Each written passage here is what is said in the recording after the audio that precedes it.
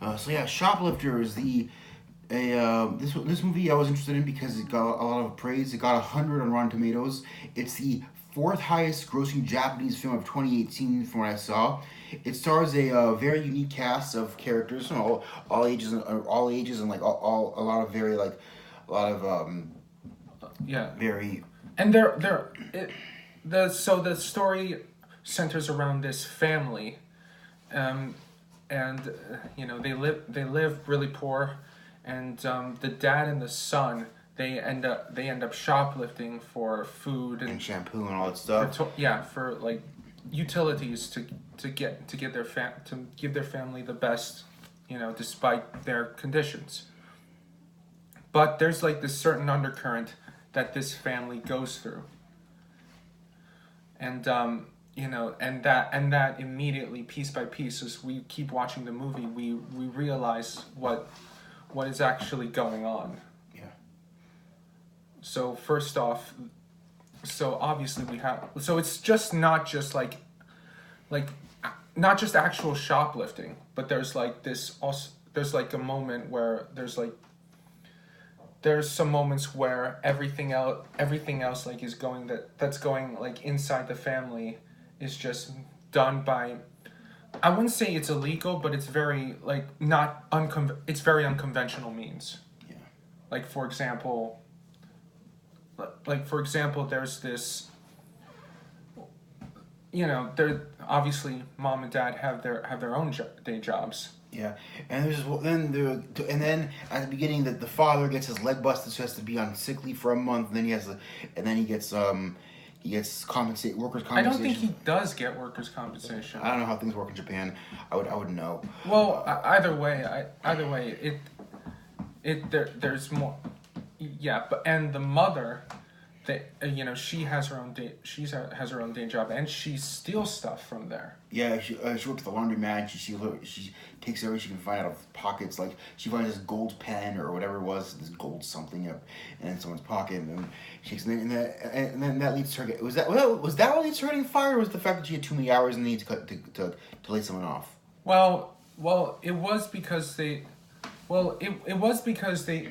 got, they were, one of them were gonna get fired because they couldn't pay everyone, so they had to lay someone off. Yeah. But this leads to the eventual conflict, which includes like this little girl, Yuri, is it Yuri or Yuri.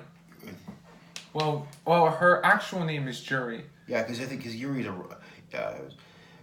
Yeah, because like they ended up calling her Yuri for a little bit, and then they gave her a new name called Lynn. They come across a little girl who's missing from her parents, and they ask her if she wants some food, and they bring her in with them, and her parents don't file a missing persons report, and then you see that her parents, and it's hinted at that her parents were abusive towards her because they never filed a missing persons report. You see some scars on her arms.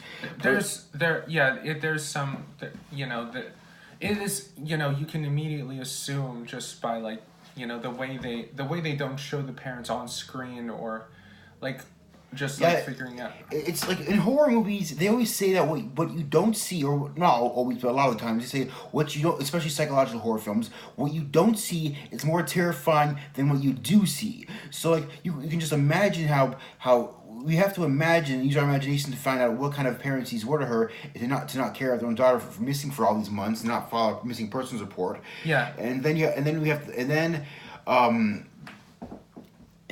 can see how the shoplifting family of thieves is nice to her, and they don't try at first. They don't try and use her for shoplifting. The 10-year-old son Shota tries to teach her to shoplift, and she's really smart for a 5-year-old. Well, actually, the father tries to teach her how to shoplift. Oh yeah, and actually Shota is actually more resistant to that because like, look, we don't need this. Like it was just him, just the two of them. It was fine. It was just. Yeah. Some things that I think were kind of like had that really movie-ish vibe to it was a scene where they're trying to steal fishing rods from a fishing store, and the little girl like somehow knows to unplug this one thing which will unplug the alarm, and then when the kid Shota steals the fishing rods, she immediately plugs it back into not raising any suspicion.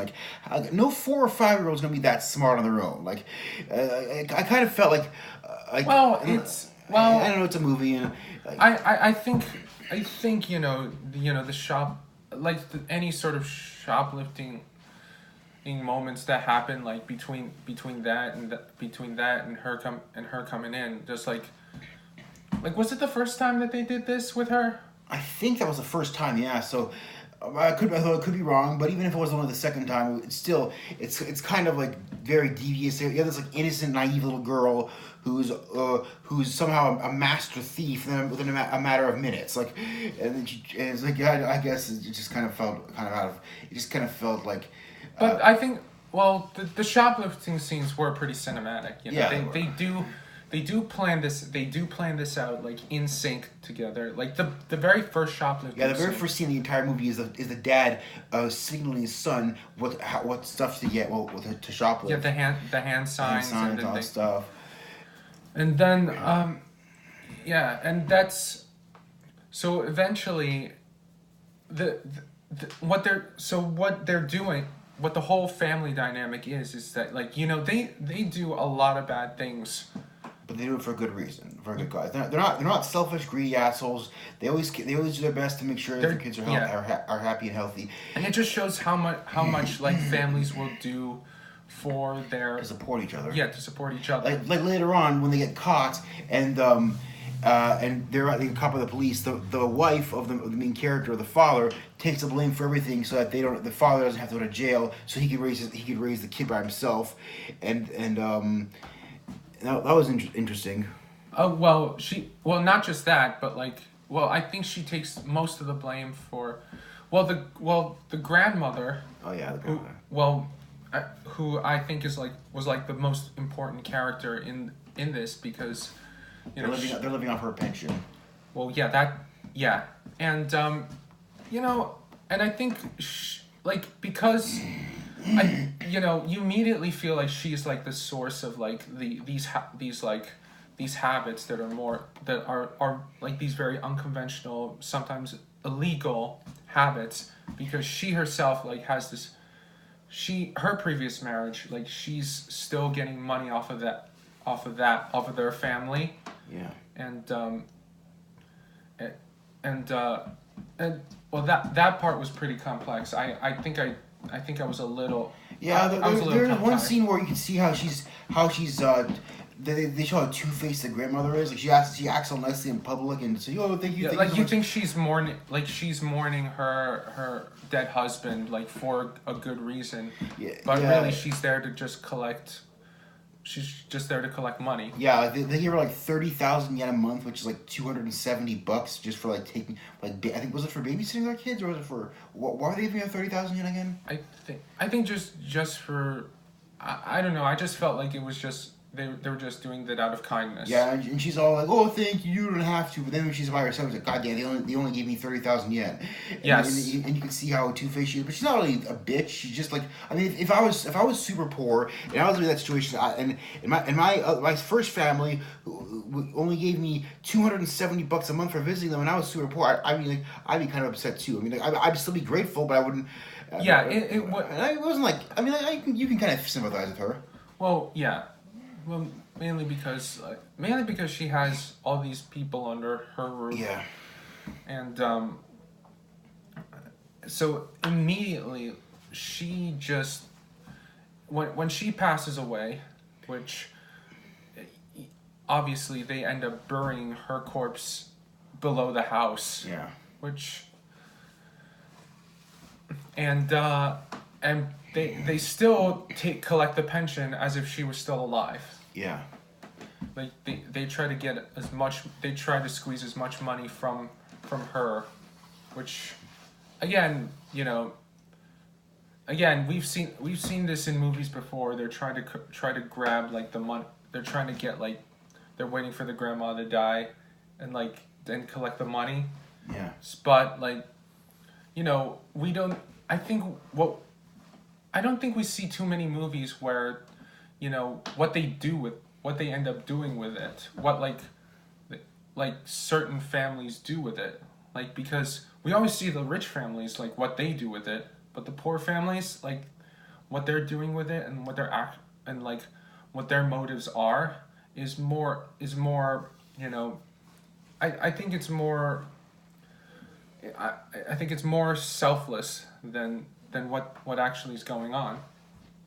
Yeah. And again, it's like, you live in the slums. You gotta get as much cash as you can to support your children. Just to.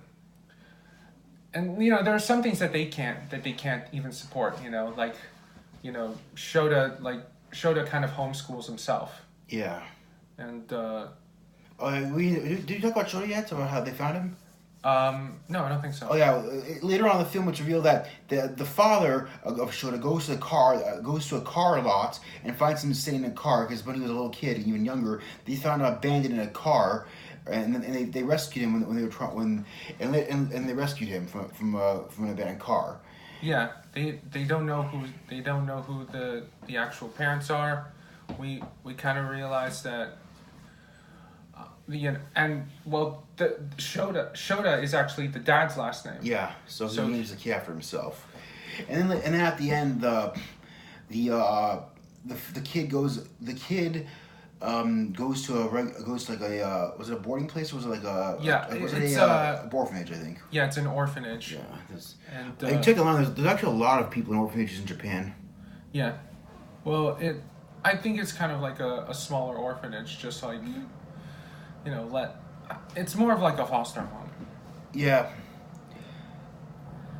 And but obviously he wants Shota to call the dad wants Shota to call him dad, but like he obviously can't.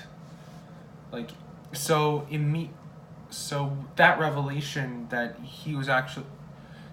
they actually found him abandoned, it's like kind of like one of the reasons, Shota knows like these aren't his real parents, but yeah, and there's you want to say? Go ahead. There's this really emotional scene towards the very end where the son's going off on his own to school. Was he going out on the bus? Was he going to school, or was he going to the foster home? Back to the foster home. Back to foster home, yeah. And the dad chases after him, and Shota doesn't want to look back, even though his dad's screaming because he doesn't want to feel too attached to him. But then at the very end, he turns back for a few seconds.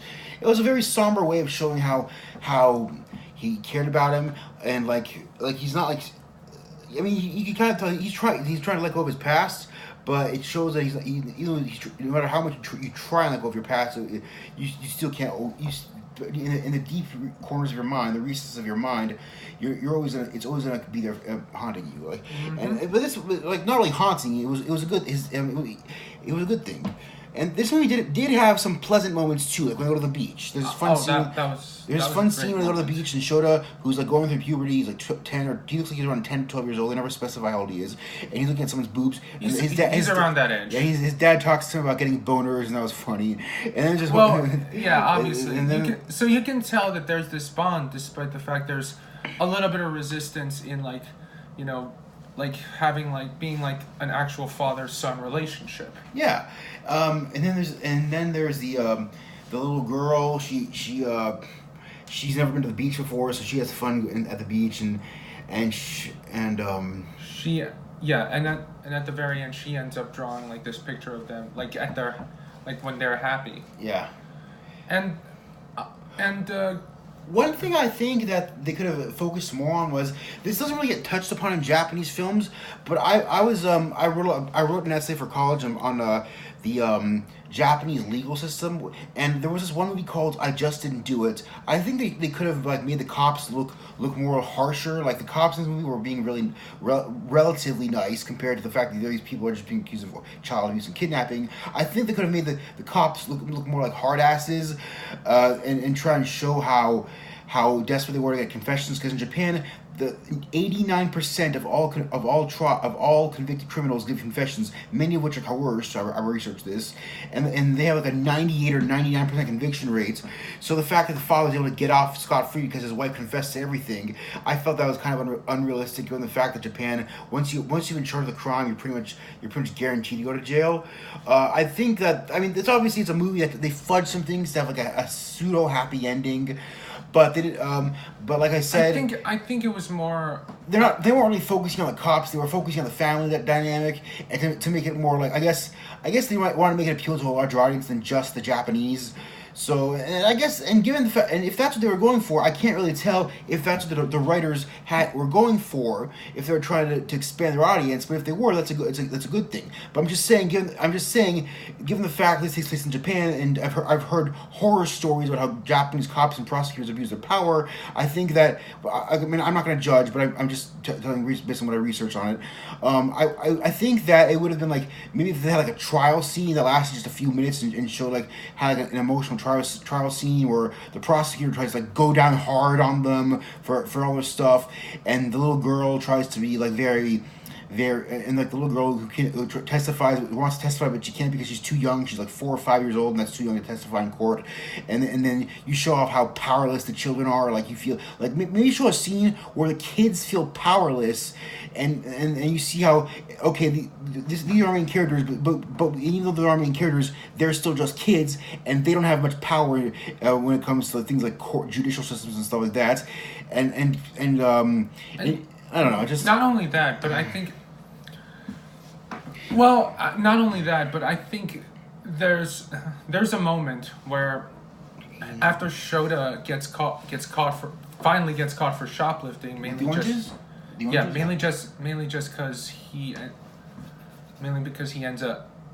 I don't know what it is. It was either to protect the daughter. Or, he gets caught on purpose, right? Yeah, on purpose. He gets caught on purpose to lure attention away from the 5-year-old Yuri or Mayumi or. And then the entire family, like, decides to. Well, I think like the mom and dad just end up trying to get the rest of the family like out. Yeah, and there was this. You're saying? Out before just before the police arrives. Yeah, and then there's this one other fun scene where the dad or the we don't get to see, we don't know like it. Like we don't know like we don't see like the arrest, but the actual arrest. We just see the lights coming up on them and the sirens. It's just.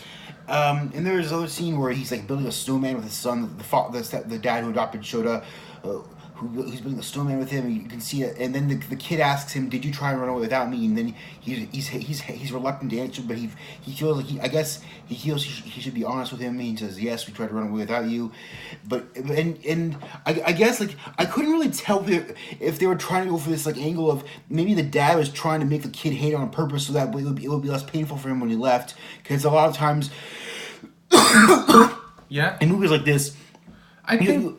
Well, I'm thinking that like even though they have like a good relationship, it's still, even though they have a good connection, sometimes I feel like relationships are always very like tumultuous. Yeah. You know what relationship isn't there between like a parent and a child? Yeah. So I really wish they would have elaborated more on the scene, on like maybe have a scene where the dad is purposely trying to make his son hate him so that it will be less painful when he gets taken away from his dad. So like maybe show more of a scene where the dad's like, okay, if my son's gonna be taken away from me, I don't want it to be painful for him. So, but then if he doesn't want it to be painful for him, why was he chasing after him in the bus when he was running away? I couldn't really tell what they were trying to, what message or if any they were trying to convey. But if I was in charge of directing or writing, I would have a scene where the dad's like, okay, if my son's going to be taken away from me, I'm going to make it less painful for him. I'm going to make him hate me. That way it'll make him less sad when he gets taken away from me. I don't know, just something like that. I think like could have been put in there, but I personally think it's because, you know, and especially because they've eventually when the dad actually reveals that his family kind of left, and the son, and they actually kind of left without him. Yeah. And Shota eventually reveals that he got kidnapped on purpose. I think it's just just to prove that like sometimes, you know, even though there, even though that there's a lot of like still a lot of tension like between the two, you know, they're you know, they again in the very end, the dad kind of showed Shota how to do like certain things, like some things that he wouldn't have been able to do. So, in a way, he's still kind of part of that life. Yeah, and again, Shota was like an orphan. Yeah. So, chances are he did not have like a good father figure until him. And was there anything else we're missing? Oh yeah, the oldest daughter who was a stripper. We didn't mention her yet. Well, it's Japanese culture, so it's a sensual meet and greet. Apparently, as long as there's no actual penetration, you're allowed to go to these like meet and greet pubs where you're allowed to like sit on a girl's lap. They call it something specific, and I'm just like, yeah. But anyway, there's one I kind of feel stupid for forgetting this. There's the girl, the oldest daughter in the family. She works at like this sensual meet and greet place where strangers pay them to take off their clothes and talk to them for a few minutes, and so then there's that, and that doesn't really go anywhere. I mean, it goes to show how desperate they are for money. But was that one scene where she meets this guy with like a scar on his arm, and then she's like. Yeah, I wasn't sure where that was gonna lead, but I think it would have been good to have that as part of the story, which it didn't. Yeah, but like of all the things, I think. Oh yeah, I think where it goes to. There's a scene where you see this guy's like a scar on his arm. It implies that he tried to cut himself and that he's suicidal and he's desperate for attention. So you see how this random stranger guy he's laying on her lap because he pays her. I remember that. You remember that scene? Yeah, he pays her for 15 minutes of her time, and he says, well, "Who cut yourself?" And he points to himself, like, "Oh, you cut yourself." So it shows how desperate some people are for attention, and then it causes her to reflect upon her own self, saying, "I'm desperate for attention too." And then there's. That scene. It didn't really, she was part of the Yeah. Apparently, she was also part of the family that the grandma was like taking money from. Yeah. And so, like the moment she heard that, you know, it was revealed that her grandma was actually doing that, and you know, she feels betrayed. Like there's, you know, that questioning scene. She kind of feels really betrayed about that. Betrayed about what? Like her grandma taking money from the family because it was actually her family. Like she took the name from, I think, her sister or her cousin. Yeah. It's kind of confusing, but it's not that big of a part in the story. But if you do see it, you'll get what we're talking about. Okay, is there anything else that we didn't mention? No, I don't think so. Okay, well that's good. Yes. But so I guess, you know, Shoplifters is that type of movie that's it shows that, like, you know, there's this certain family dynamic that sometimes some people can't get it from like their actual family. Yeah. But worst case scenario, people resort to drugs and alcohol abuse. But in the best case scenario, they look for other people to help them. Exactly. And I think that's why this film like is very special, because we don't get this type of movie, you know, just talking about, you know, we do get movies about like foster care, but like we don't get this type of thing where it's just like this little family unit. Yeah. that you know, despite all their flaws, you know, they're still together, and it's you know, we get this like in a more realistic type of way here. Yeah. If this was a Hollywood movie, I think this movie. I think it was published by Sony Pictures, but is that a Sony part of Hollywood? I think so. I I think they got the distribution rights to like Oh yeah. put it here. Put it here, yeah. So I think, but I don't think this is a Hollywood. If this is a Hollywood movie, that would have some super ultra happy ending probably, but this has a more somber ending, and it's better for it. Okay, I guess is there anything else you want to say, or is that? That's pretty much it. Yeah. Okay.